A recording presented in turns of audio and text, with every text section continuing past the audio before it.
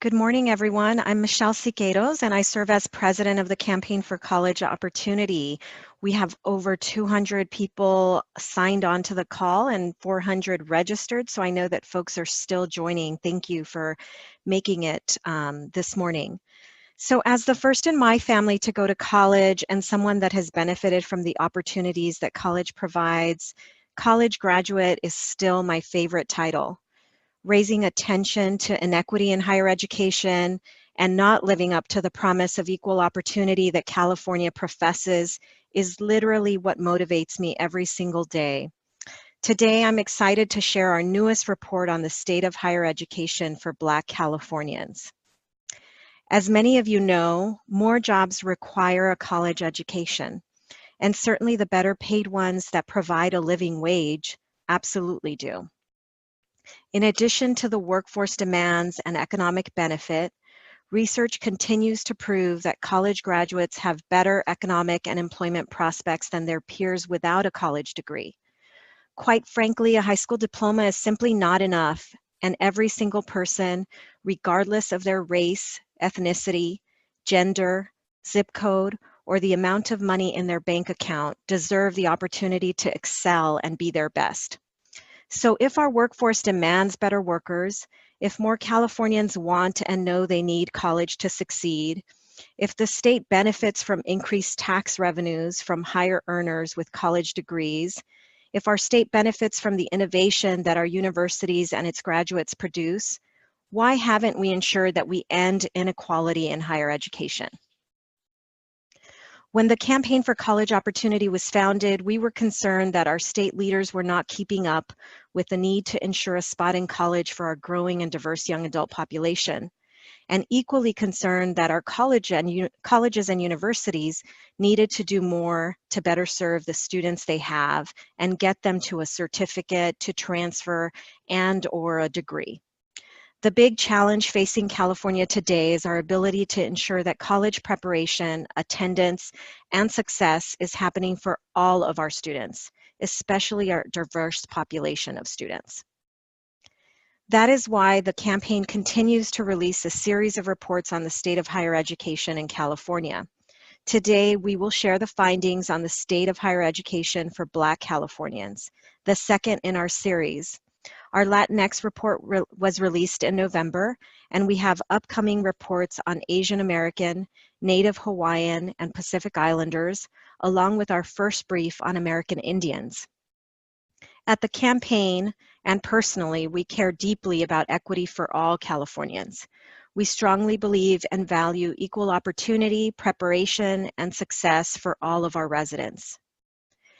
There are over 400 people on this call, so I'm grateful that you are joining us today and that the interest in supporting progress towards greater equity in higher education for all of our students is so strong. This research is possible because of my dedicated research team, including my fellow principal co-author and lead researcher, Dr. Abigail Bates. We have been supported by several research fellows and Audrey Dow, our senior vice president. I'm grateful for their dedication and professionalism. Our report today will share important data on the preparation, enrollment, and success of Black Californians in college. We will also share general demographic and educational attainment data. Conducting good research is hard work, and for this report, we secured the amazing feedback and advice from national experts, including Dr. Darla Cooper, Dr. Edward Bush, Dr. Keith Curry, Dr. Tyrone Howard, Dr. Orville Jackson, Dr. Michelle Cooper, Dr. Veronica Jones, Dr. Don Person. Thank you. Lots of great doctors in that list.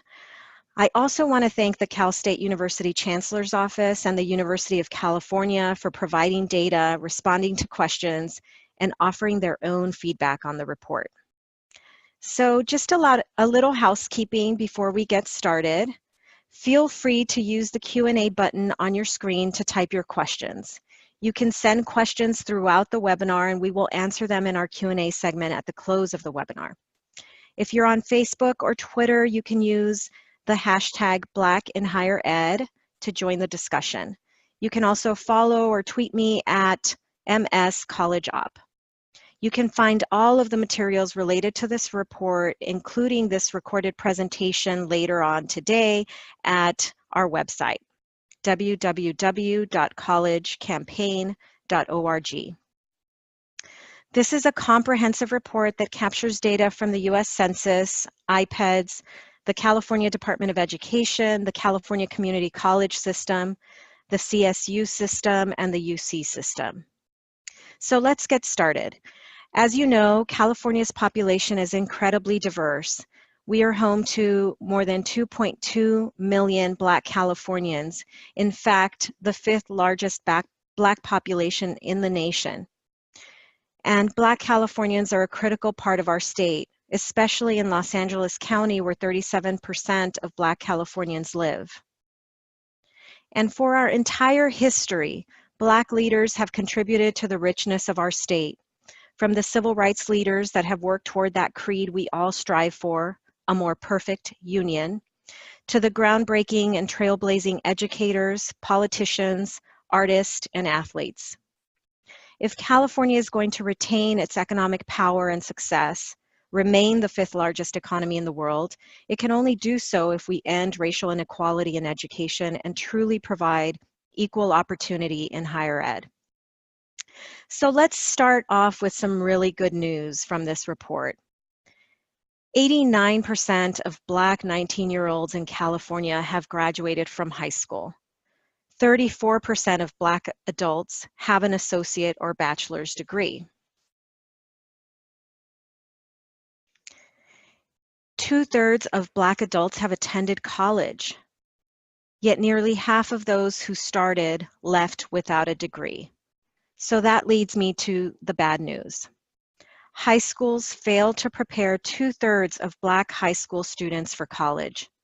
On all measures of college preparation, college going, and college graduation rates, there are big gaps between Black and white students. Especially concerning are inequities in our high schools. As you can see here, Black students are more likely to attend overcrowded, segregated high schools with less college preparation. California's community colleges and public universities are critical for Black Californians. As you can see in this image, 72% of Black undergraduates attend a California community college. 9% attend a Cal State campus, only 3% a UC, 6% are at a nonprofit college or university, and 10% at a for-profit college. In this chart, you can see that Black undergraduates are more likely to enroll in a community college than their white peers. They are less likely to enroll in a CSU than their white peers, and half as likely to enroll in the UC compared to their white peers.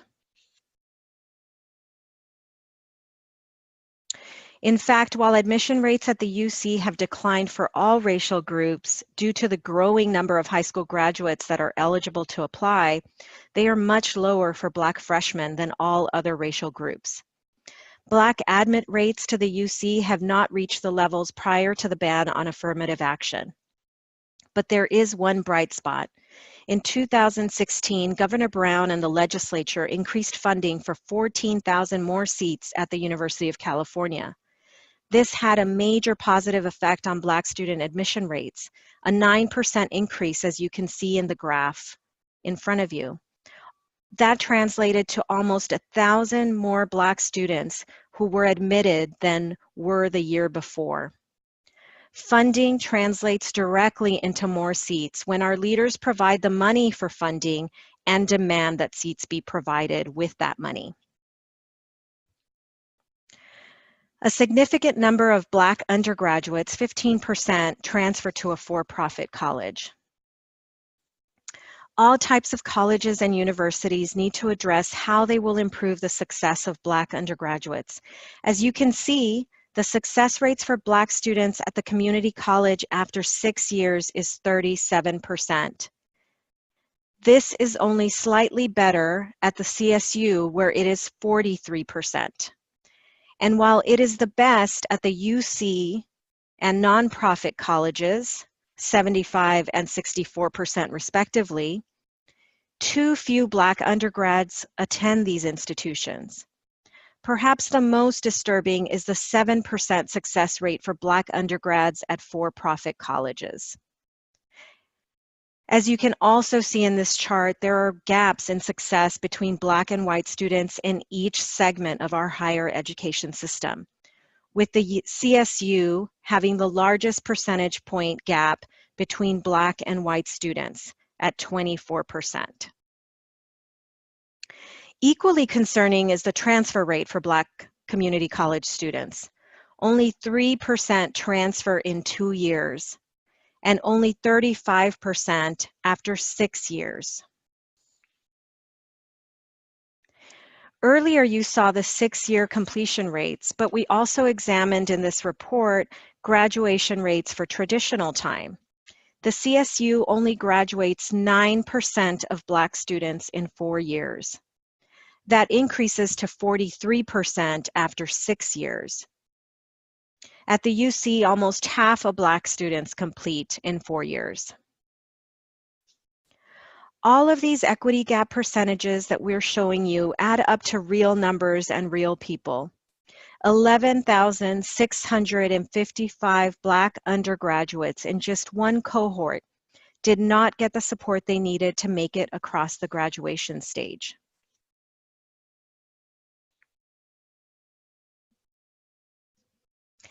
In our research, we identify some of the clear barriers facing Black students. They include high poverty rates. In this chart, you can see that 48% of Black families in California earn less than $49,000 a year. We also know that we have a broken remedial education system. In the community college system, 9 of 10 Black students were being placed in remedial education. Of those that are placed in remedial education, 2/3 of them will never complete. In the CSU, 50% of students were being placed in remedial education. Of those, 12% were forced to drop out when they didn't pass those courses. It is also very clear that in higher education, we have a lack of diversity and reflection amongst faculty and leaders that represent the diverse population they serve. This is just one chart that we included where you can see that for every Black tenured professor at a community college, there are 131 Black students. When you compare that to the ratio that white students have at a community college, it's 1 to 55. We know that there's also, because of this lack of diversity and lack of other supports, real sense of belonging that's missing at many campuses, and a culture of strong belonging, of welcoming students of all different backgrounds has been proven by research to improve student success. So I'm really happy that today we are joined by Dr. Luke Wood, Associate Vice President of Faculty Diversity and Inclusion at San Diego State University, and a board member here at the Campaign for College Opportunity, to share some of his thoughts about how we can improve support for Black California students. Thank you. So what I would like to do is just talk briefly about what does this challenge look like in terms of the ratio of representation, and to then talk about what are some things that we can think about doing from those who are in the field of education and inside of the institutions of higher education. On the next slide, what you'll see are findings from the Left Out report that the campaign released not that long ago, which highlighted the representation of African Americans in public colleges and universities using data from 2016.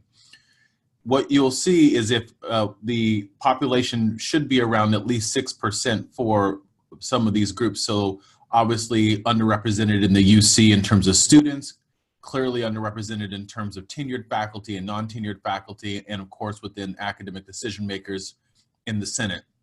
In the CSU, you see a very similar pattern in terms of underrepresentation. But what I think is important to do is to really see this in light of comparison ratios. So on the next slide, what we have are ratios that show what this looks like based upon faculty to student representation. So it's not that a person who is Black will only mentor someone who is Black, but it gives us an idea of what the ratio looks like, because these have implications for the level of service that people can provide to students, for the level of support. And so if we think about it from this perspective, from every one Black educational administrator in the California Community College, there are 546 Black students. That ratio in comparison to whites is a good ratio. However, the bigger concerns are when we look at our faculty. For every one Black student, there are 132 tenured to tenure track Black faculty, while for white students, that ratio is 1 in 60. So obviously there's more work that these faculty have to do in order to be able to help support the students that they're mentoring. You can see the same thing for academic temporary faculty. This pattern is carried out, and as you can see on the next slide, in the California State University system. In the CSU system, you'll see that the ratio is much higher for Black faculty to students than it is for white faculty to white students. So for every one Black faculty member who is tenured or tenure track, there are 46 Black students in comparison to only 16 for white. And for non-tenured faculty is 233 in comparison to only 52 for white. On the final slide of this ratio presentation, you can see that the same pattern exists also, of course, in the UC, with every level of it being red and significantly disproportionate. What does this mean? It means that our students are oftentimes engaging educators who simply do not look like them and who may not share their experiences and understandings of the communities that they come from and the challenges they might face. And for those educators who will engage in mentoring and supporting students, the service expectation for them is much higher because there are simply more students for them to be working with. On the next slide, what you'll see are what we have found in terms of our research. In general, when we look at our Black faculty in comparison to white faculty, then this is data specifically from the California Community College system, we know that they are more likely to be engaging practices that are important for the success of our most underserved students. They're more likely to engage in culturally relevant teaching, to engage in relationship building, to validate students, to be engaged with students, to appropriately disclose factors about their own background and experiences that can serve as motivations for students, to welcome students' engagement outside of the classroom, to empower students, to be intrusive in making sure that students have support, and to understand the types of microaggressions and biases that students face. This isn't to say that there are not assets that white faculty bring, but the incredible assets that Black faculty bring to our systems is something that should be recognized and acknowledged. On the last slide here, you'll see some recommendations on what institutions need to do in order to better recruit and retain Black faculty. On the next slide. So here are 10 very quick strategies that we need educators to keep in mind. First, you have to have campus leadership that has a demonstrated commitment to change. Without a demonstrated commitment to change from the president, faculty senate president, campus leaders, it's hard to truly improve outcomes and improve representation of Black faculty. We need strategic communications teams that work with diversity personnel, because every effort that is taking place around diversity inclusion is being met with reports in Breitbart, reports in the College Fix, and other conservative news outlets that continue to try and create a different narrative about what's actually taking place. And what is taking place is that our institutions, many of them, are engaging in meaningful and intentional strategies to improve outcomes so that our students can be in classrooms with at least some individuals who may look like them and share their backgrounds and experiences. We have to have a diversity infrastructure within our institutions with councils and different committees and diversity task force that have power, that have representation from all aspects of the institution. We need to have the ability to certify applicant pools based upon diversity. If you have a pool in biology and 95% of the applicants are white because that's who the faculty recruited, then guess what? Most of the people who are going to be hired are going to be white and therefore non-reflective. So the pools need to be certified. We need professional development on implicit bias, microaggressions, teaching practices for underserved students. In California, we have a lot of institutions that are Hispanic serving institutions. We have to teach people about what it means to be that. We need a mechanism for hiring committees and tenure and promotion committees to train them on topics such as implicit bias and microaggressions. Every institution, every academic unit, every administrative unit must have a diversity plan, an inclusion plan, an equity plan. And those plans must be integrated into the university strategic plan, because oftentimes equity plans and diversity plans are funded on one-time monies. And when those one-time monies go away, we don't want to see the efforts go away. We need accountability metrics to ensure that diversity is something that is actually valued and that the mechanisms that are in place in the plans actually come to fruition. So diversity metrics need to be embedded in administrative reviews of all administrative personnel. And it has to be a point where if you haven't met the metrics, then maybe you shouldn't be able to hire. There has to be scorecards that provide feedback to the institution so institutional units can know how they're doing, and that data has to be transparent. And finally, we need advanced diversity personnel on all hiring committees to ensure that the conversations that are taking place are truly about candidates' experiences and qualifications, not perceived dispositions and stereotypes. Thank you. Thank you, Dr. Wood. I'm really excited that we're also joined today by Dr. Teresa Aldredge. She's the president of Umoja Community Education Foundation. Teresa.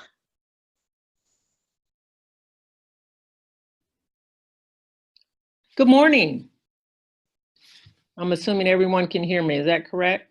Yes. Okay, great. I want to first thank the Campaign for College Opportunity for bringing to light some greatly needed information about the state of Blacks in higher education. I believe it will take all of us to reshape a new future for our students, and we want to be that beacon of hope that guides them. I want to begin by recognizing our students, our board of directors, our regional coordinators, our Umoja coordinators, who we call our boots on the ground, and our office staff for all the work that they do on behalf of the Umoja Community Education Foundation. These are truly dedicated individuals who care about our students, and I just wanted to applaud them before I begin my presentation. The Umoja Community is an African-American student success program with over 60 programs in the California Community College system. We began as a grassroots organization in 2006 with no funding, and as my colleague would say, no permission. Since this is Black History Month, I'll just say that we were sick and tired of being sick and tired, as Fannie Lou Hamer would say. What we found was that there were 15 successful African-American student success programs in the state, but they weren't connected and they really didn't know about one another. So a group of educators met after an Umoja One conference at Diablo Valley College and formed a steering committee to create our organization called the Umoja Community, utilizing those best practices from those long-standing support programs. On the next slide, you will see that we have expanded from 15 programs to over 60 programs in 6 regions in the state. We also have an Umoja program at UC Riverside and Cal State East Bay, and one program in Washington State at Highline Community College. It's important to note that these transfer institutions understand the importance of making a smooth handoff for our transfer students to their institution. On the next slide, you'll see that Umoja was founded on the belief that when the voices and histories of our students are deliberately and intentionally recognized, the opportunity for self-efficacy emerges and a foundation is formed for academic success.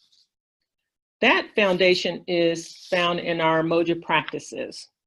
The Umoja community provides professional development, curriculum development, and teaching pedagogies for our practitioners utilizing our 18 Umoja practices.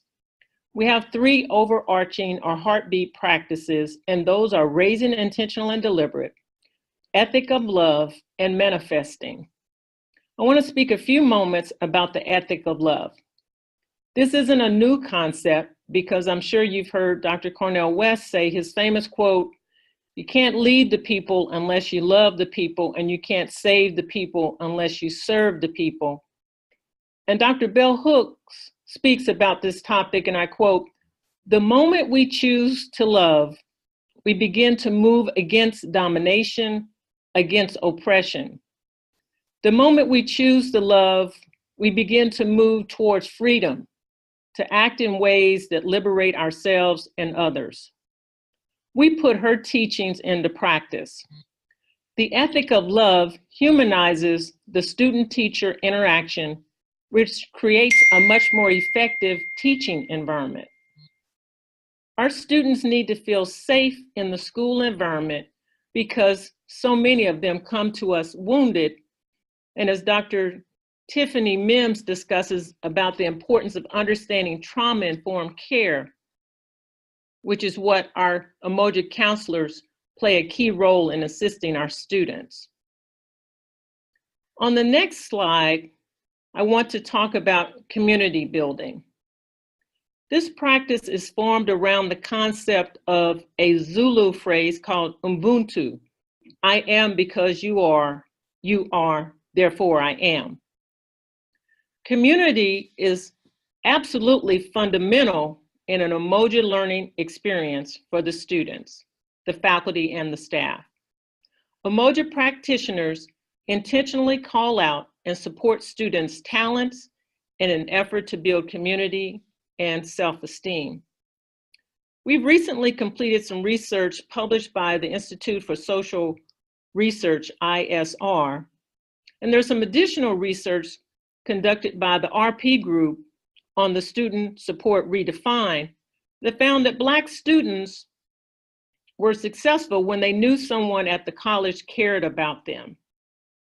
Our research also found that our students' sense of belonging was higher than those students just joining college, and the Emoji cohorts outperformed non-Emoji students in the average number of units earned, transfer units earned, college success rate, movement from basic skills to transfer level in English and math, persistence, retention, and the number of awards.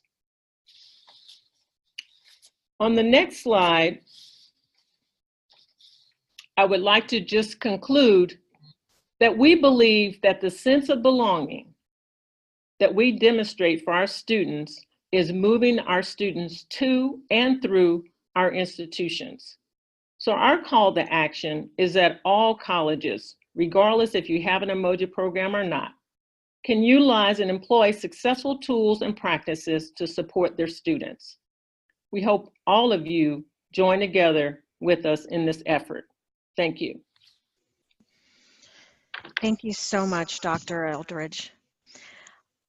So addressing our challenges in higher education and ensuring better access and equity for all our students isn't just good for Black students, it's good for California. In this Black History Month, it's appropriate for us to celebrate and recognize the talent and contributions Black Californians have given to our state. And it's also important to commit to act as we see the data to make it better. And so I really am grateful for Dr. Wood and for Dr. Eldridge for their leadership across the state and for finding solutions to the problems that we face.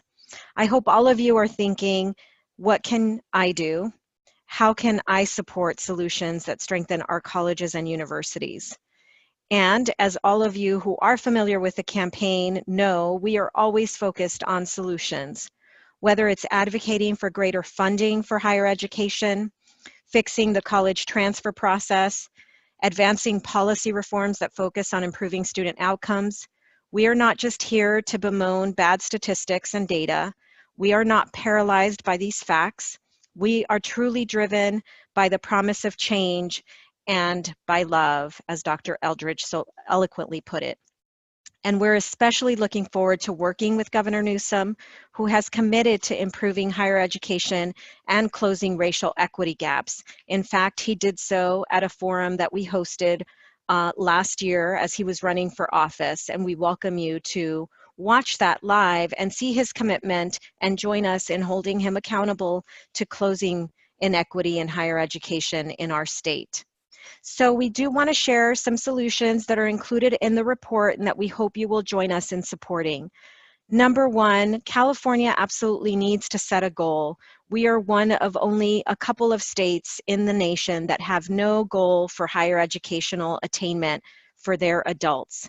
We propose, based on the workforce needs, based on the demand for college by growing number of Californians, that 60% of California adults should have some post-secondary, some higher education experience by 2030. We also ask our California leaders to be courageous and establish a clear strategy to support Black adults who have some college but no degree. As you saw in this data that we presented, 2/3 of Black Californians have some college, but more than half left those college campuses without ever completing. We need to make sure that there's a strategy for bringing them back so they can earn a college education. We also know that our leaders must increase the capacity at the Cal State and UC campuses in our state. We shared the data on admit rates at the University of California. One powerful legislative funding action ensured that almost 1,000 more Black California students were able to be admitted to the UC. That's powerful. Funding matters, and we must increase capacity at our campuses, especially our four-year universities. We also need to ensure that California leaders implement the many strong reforms that we have pushed for in our community colleges, starting with the Student Success Funding Formula passed recently that would provide more dollars to our community colleges, more dollars as they serve low-income students, and more money when increased numbers of their students complete, transfer, earn a certificate, or a degree. We also know that we must fix remedial education. You heard me share earlier that 9 out of 10 Black students were being placed in remedial education at our community colleges, and that 2/3 of them would never earn a degree, a certificate, or transfer. That's why we actively ensured that we would eliminate the use of biased tests that don't actually demonstrate the full potential of our students, and instead that community colleges must use high school grades in order to place students and provide the supports that students need in college level courses. We also know that we have to continue to fix transfer. In 2010, we advocated and had legislation signed into law by then Governor Schwarzenegger that created the associate degree for transfer. Last year, we saw almost 160,000 students earn that degree that provides them a clear path from community college to the CSU with a guarantee of admission into the CSU campus as juniors. That is powerful.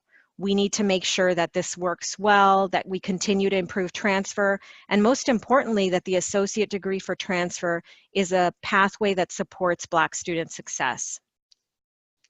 We also know that California leaders must expand access to financial aid. When 48% of Black families earn less than $49,000 a year, we must be clear that free tuition is not free college. And as this student from Moreno Valley College, Miss Youngblood, states, a lot of her costs were not covered. We need to do a better job at supporting students' financial ability to be in college and stay in college. We also need to ensure that our campuses have a strong, welcoming environment, that they create a sense of belonging. Here we have a quote from Tyler Campbell, who is a transfer student that is on the verge of graduating from UCLA, and I'm proud to share that last week he sent me a note that he was admitted to a master's program at Stanford University. And he shared with us how powerful it was to have a Black male professor that really allowed him to visualize his full capacity. California leaders must also collect data. California is such an innovative, technology-savvy state, and yet we don't have a statewide longitudinal data system that tracks students from pre-K into the workforce. We are heartened to see that Governor Newsom has proposed $10 million in his budget to build such a system. We are strongly supportive of it.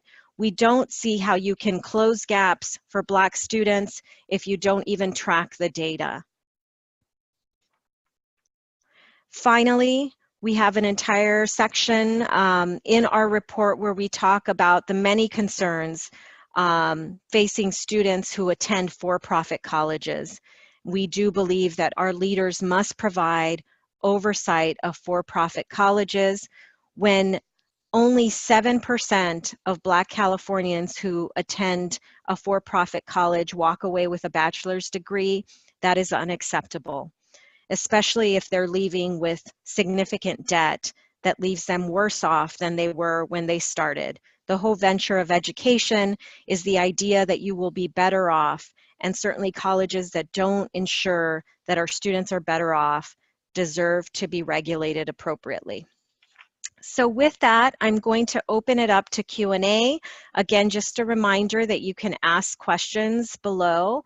I do have Dr. Abigail Bates, our lead researcher on this project, on our call to answer the tough questions, as I say, and Audrey Dow, our Senior Vice President, will moderate the questions. So again, reminder to feel free to type in your questions, and thank you so much for joining us today. Thank you, Michelle. We have a question today coming in from Tamara Moore, who has a question for Dr. Wood. First of all, Tamara is thanking you for your comments, and she shares, I agree with your strategies and tactics, and I wonder if you have thoughts about the accountability strategy statewide that will incentivize colleges and university leadership, including faculty senates, to take action. Yes, absolutely. I can talk about one thing that happened at my own institution, because I think that might be an example of what could happen statewide.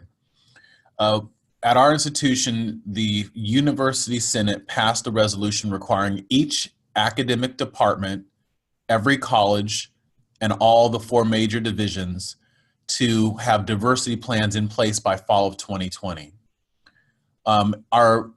Before our new president came in, the previous president passed when she approved the resolution, passed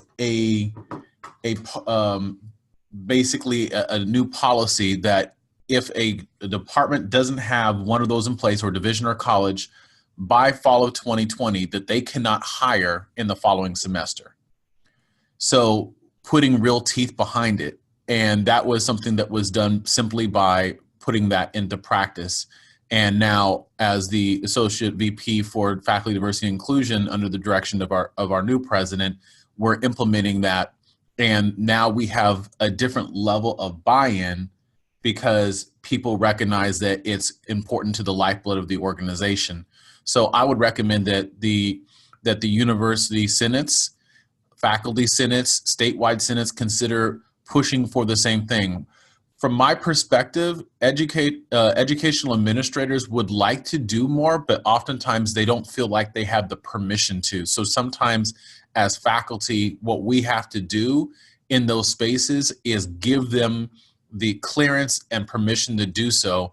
And that is one case here, and I think it's something that can be replicable. Great, thank you, Dr. Wood. We have a few questions that are for you, Dr. Aldridge, regarding Umoja.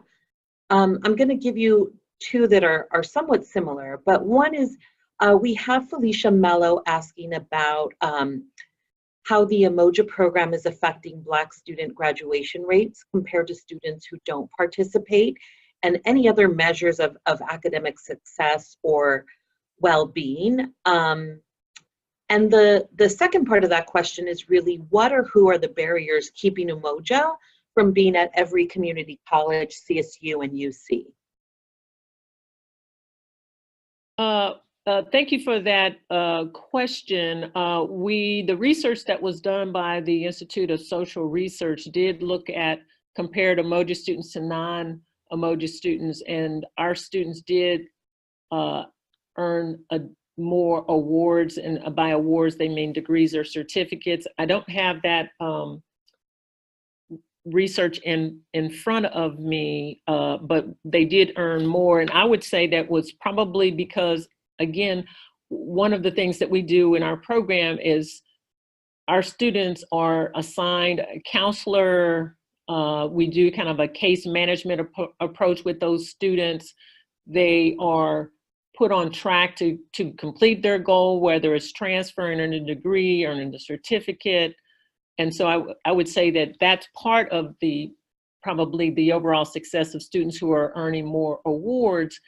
And to answer your next question about why aren't Umoja programs at every community college campus, UC and the CSU, and I think that's a question of capacity, both for our institution, and then of course their institutions would have to determine would they want a program like an Umoja on their campus. We are in communication with several of the community colleges. I think there's about 14 additional community colleges in the pipeline to start Umoja programs. And so we are slowly building up capacity there.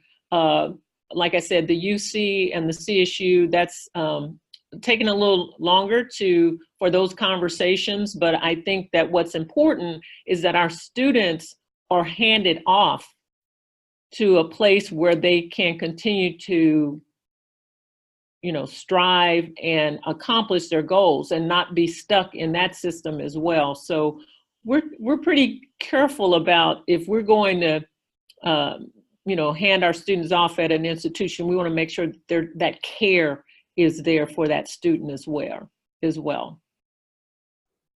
Thank you, Dr. Aldridge.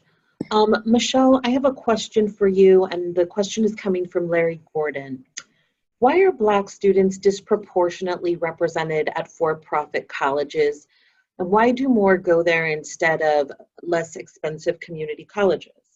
And Dr. Aldridge and Dr. Wood, you should feel free to chime in from your own experiences after Michelle. Thank you, Larry, for that question. Clearly some of the research nationally demonstrates that, for-profit attendance is up, and traditionally is, older adults, folks that are working. I think there has been some research and data to highlight,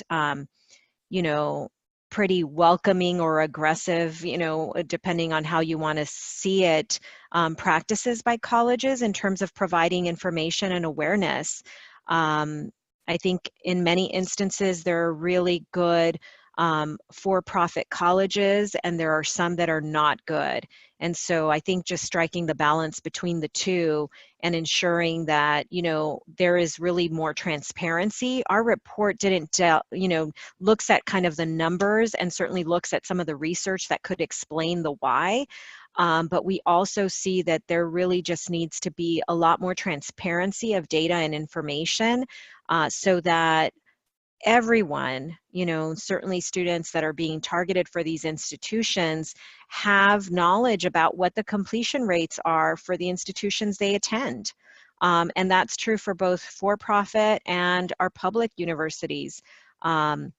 We really need to ensure that campuses have good practices that ensure students will earn a degree of value that they can use when they leave. I think there are huge concerns about the level of debt and cost. And I think some of these campuses do a really good job of packaging financial aid to draw in students And I think some of those practices are actually practices that we should employ at our public universities and colleges so that students understand that they can take their financial aid anywhere.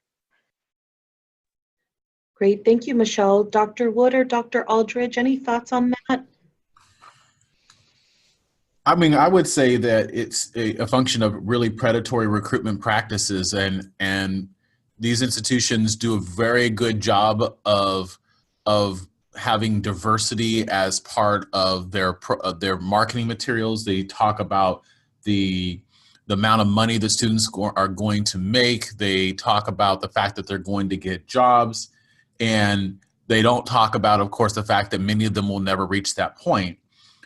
And, you know, the challenge is that if you think about a student who's leaving our community college system, there's not a lot of places to go. The UC is impacted, the CSU is impacted, and if you have an institution that's telling you that all these great things that they can do for you, and you don't see another option, then this is, you know, what we see as an outgrowth. And the fact that they're 2.5 times more likely to transfer to these institutions than white students is, I think, one of the most alarming finds in this report. And I think that it's one of the biggest takeaways that we should all have is we have to do better as institutions to provide access. We have to do better as in our admissions and our counselors and talking about the difference between institutions and what the values of those degrees mean.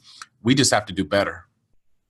I'd like to comment that our students do have alternatives in terms of the historically Black colleges and universities. The California Community College Chancellor's Office did create a transfer guarantee program with now 37 HBCUs where students can be guaranteed admission there if they complete 30 transferable units and have a 2.5 GPA, or they completed any of the associate degree for transfer degrees. And so that is an option for our student. And I think what's going to help excel that particular program is that if we get the financial aid reform where students can take the financial aid with them, not just be at that institution, but they could take it to, you know, Howard or FAMU, you know, where they can, if they could take the financial aid with them, then I think that will help students who are interested in transferring out of state at an HBCU where they can finish. And the other thing that I would add is that there's been a lot of work done on for-profit institutions and comparing them with particularly community colleges that have similar functions.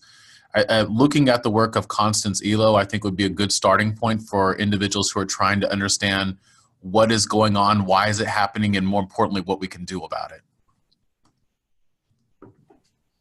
Great, thank you, everyone.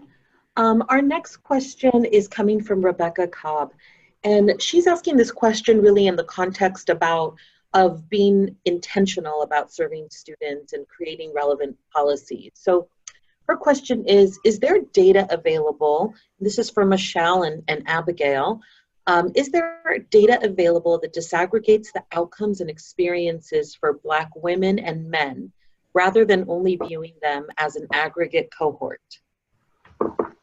Excellent question. Abby, I'll let you take this one. Okay. Yes, there is some data that allows you to disaggregate by gender. The CSUs and the UCs both disaggregate their completion and graduation rates by gender and by race. The extent to which it does it on a national level, you can also do it by gender there. The community colleges also do it by gender, but not all enrollment you can disaggregate by gender, but definitely completion rates you can. And we are exploring the possibility of actually taking this the next step and doing an analysis by gender. We have done that in the past, and certainly you find, which I think is to your point, that Black and Latinx males in particular have really the worst outcomes and supports provided to them in order to succeed. But when we did the report, we also found that even though women of color tend to do better on all measures compared to their male peers, they still have and face huge gaps compared to white women. Thank you, Michelle. This question comes from Jamal Muwakil. He asks a question about transfer. And what responsibility does the transfer receiving institution have to create infrastructure to successfully intake a higher number of Black students? What models have been successful? Well, I'll start and then I'll pass it to you, Luke. I think clearly having a clear pathway, the associate degree for transfer was an effort to ensure that there was really clarity. When we see the huge counseling ratios that exist at our community college campuses, we know that many students, many of whom are first generation in their family to go to college, don't have the kind of support and guidance to understand what it takes to get through. And so the associate degree for transfer, expanding that and making that the pathway to transfer, ensuring that guaranteed admission into the CSU and the UC is really powerful. And that guarantee has been expanded to several HBCUs, as Dr. Eldridge noted earlier, along with several independent colleges and universities in California.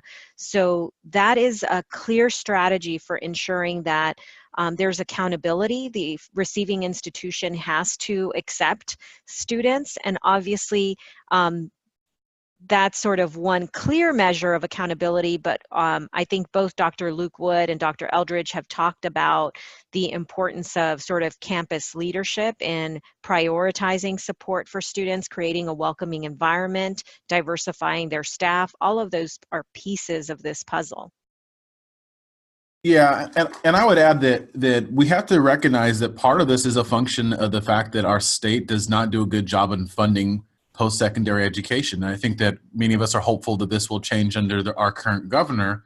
But with the lack of funding that's taking place, we have to think about, all right, so there's less funding, so then that means that these institutions can't continue to expand because there's simply no resources to do so. So then how do you respond? And who is always at the bottom end when these things occur are, of course, minoritized communities that oftentimes will have less access. And so one of the things that we need is a policy change, and really with our those who are our policy makers to really recognize that there's a need to do more investment. And again, I think that that's a pattern that actually will be changed. But I do think that in the meantime, we're stuck in a pretty difficult position.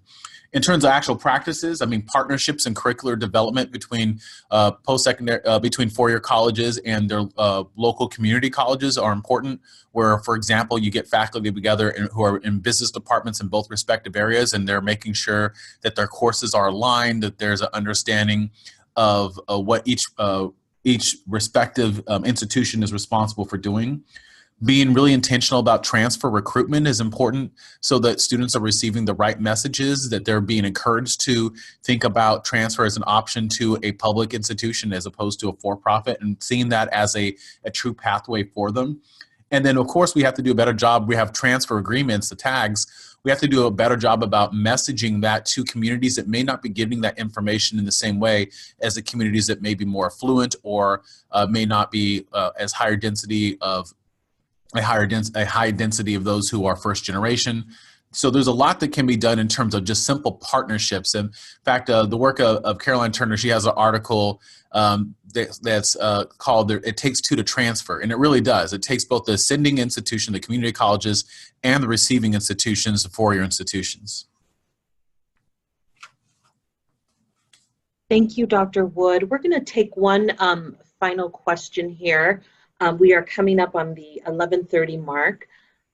This question comes from Alicia Dixon, and she is with the Marcus Foster Education Institute. And Dr. Wood, she shared that, you refer to D&I support being sporadic, really leaving programs without support when funding ends. She's asking which community colleges, CSU, and or UC campuses have really succeeded in institutionalizing equity efforts for improving outcomes for underrepresented students. I think really a question that you, Dr. Aldridge, or Michelle can speak to.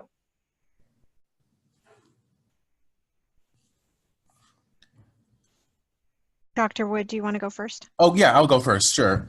Well, I think that there are a number of institutions that are doing a good job, but it's very pocketed in terms of what that actually means. I mean, most institutions are doing a better job around student diversity and recruitment of diverse students than they are around faculty diversity and recruitment of faculty. And of course, that's evidenced in the numbers that are taking place. So I think in terms of the student diversity, the numbers bear out that many institutions are doing a better job in that arena than they are around faculty and staff.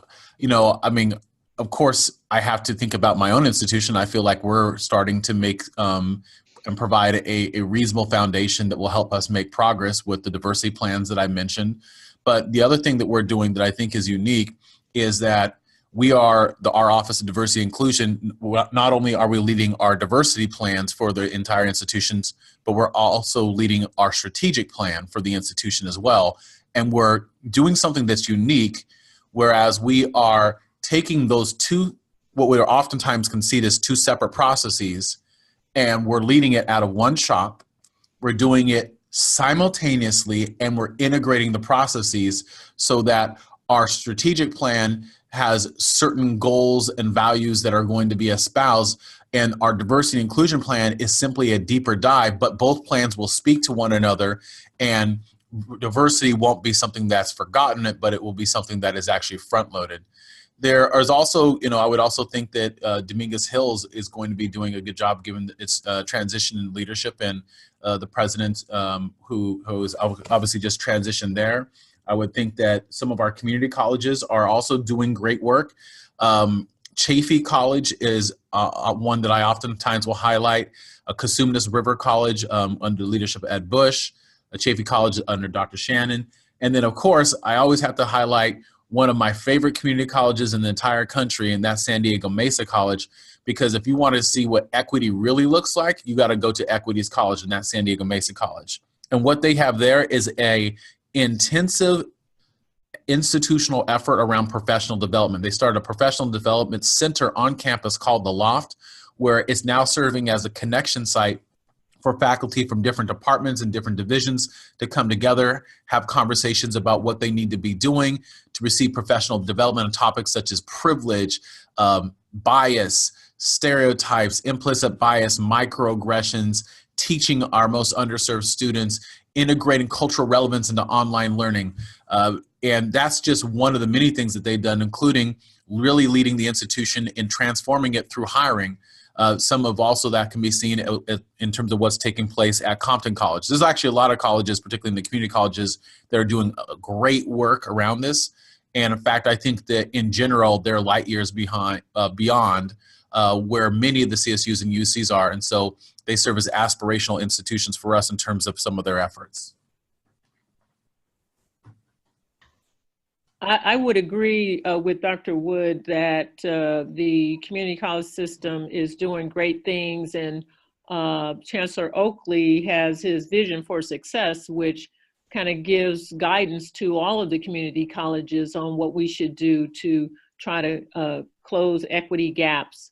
And the Academic Senate, I would say, the California Community College Academic Senate has also taken a lead in providing a lot of faculty professional development in the area of faculty diversification and equity training, which is a really good start. I mean, it's going to take us a while to turn things around, but just recognizing that this is an issue for our system, it should just be applauded, and I'm here to support them in that effort. Thank you, Dr. Eldridge. I was also going to mention the Chancellor's Vision for Success 2025 because it very much articulates specific goals to close equity gaps. I would add the CSU's graduation initiative gives me hope as well. Very explicit articulation by the CSU to close gaps. I think still lots of progress to be made, as you can see from some of the findings in this report.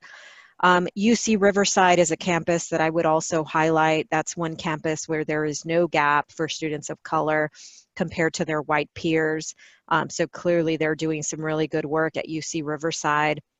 And then I would also like to say that efforts by the UC Office of the President to really diversify the transfer sending institutions, grow the list of community colleges that are sending transfer students into the UC.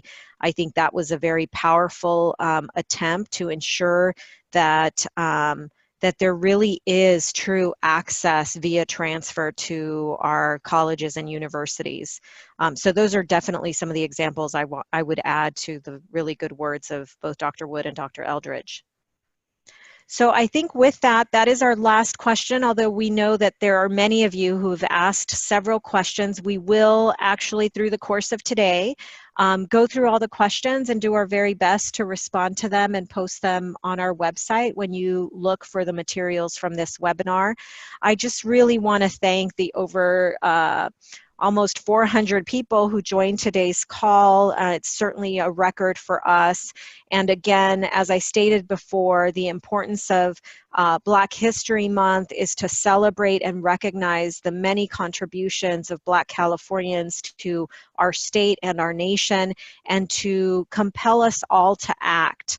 We've heard today the importance of state funding for higher education, articulating very clear goals, getting comfortable with talking about race in a way that helps improve these outcomes for all students, supporting the good reforms that have taken many, many years to get through, and ensuring strong financial aid that goes beyond free tuition for our students.